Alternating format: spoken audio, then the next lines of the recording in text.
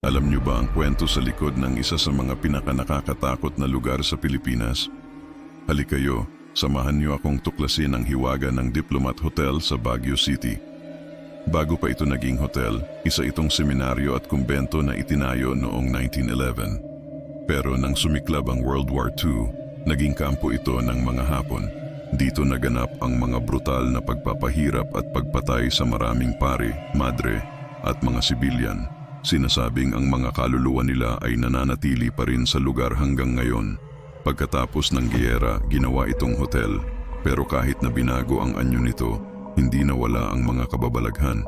Maraming bisita at staff ang nakaranas ng mga hindi maipaliwanag na pangyayari. May mga nakakarinig daw ng mga iyak, sigaw, at mga bulong sa kalagitnaan ng gabi.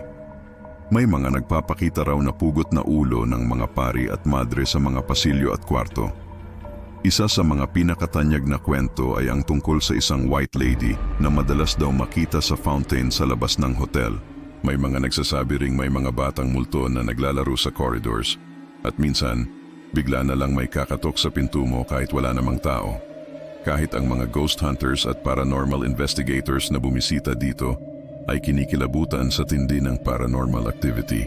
Noong 1987, tuluyan nang nagsara ang hotel at iniwan itong abandonado. Sa paglipas ng panahon, lalo lang itong naging pugad ng mga kwentong katatakutan. Bawat sulok, bawat pader, tila may itinatagong madilim na lihim at malagim na nakaraan. Ngayon, binuksan na ito sa publiko bilang isang heritage site.